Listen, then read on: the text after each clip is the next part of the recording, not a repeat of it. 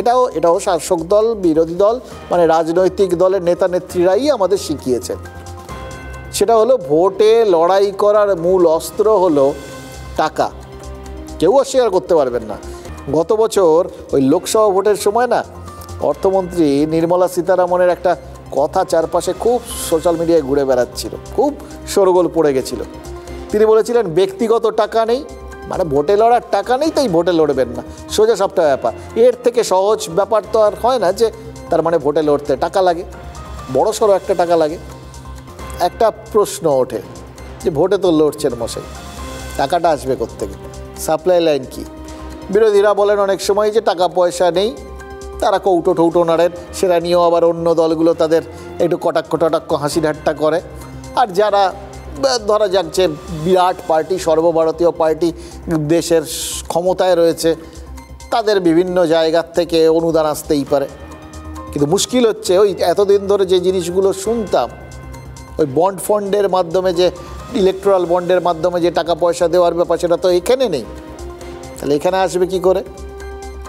এখানেই বিরোধীদের অভিযোগ হচ্ছে শাসক দলের ভোটে লড়ার টাকাটা নাকি দুর্নীতির থেকে আসে।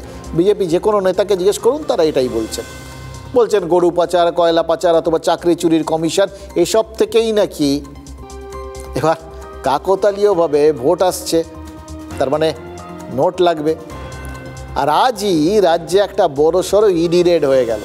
ঝাড়খণ্ডের পাশাপাশি আমাদের রাজ্যের 25টা জায়গায় ইডি হানা দিয়েছে। হ্যাঁ, বাংলায় বিভিন্ন জায়গায় বিভিন্ন রেডে আমরা শুধু টাকার পাহাড় দেখি, এখানেও দেখেছি বিপুল পরিমাণ টাকা, একদম ক্যাশ টাকা এগুলো উদ্ধার হয়েছে। তার সাথে তাল তাল সোনা দানা গয়না সেগুলো সব বাজেয়াপ্ত হয়েছে এবং সবই নাকি অবৈধ। কদিন আগে একটা গাড়ি ধরা পড়েছিল, তার ভেতরেও নাকি প্রচুর টাকা পাওয়া গেছে, সেও নাকি বেওয়ারিশ। এবার বিজেপি বলছে এই সব টাকাই নাকি শাসকের ঘরে কাটমানি আর কমিশন হিসেবে পৌঁছে যেত বা ভোটের রসদ হিসেবে। তাই এই রেডের পর তাহলে যদি বিজেপির কথা আপনি বিশ্বাস করে নেন, তাহলে আপনাকে এটাও বিশ্বাস করতে হবে যে এই ভোটে লড়ার যে রসদ, সেই রসদের ওপর কোপ পড়বে এই রেডের ফল। সেটা মানে ঘুরে ফিরে সাপ্লাই লাইনটা কাট অফ হবে।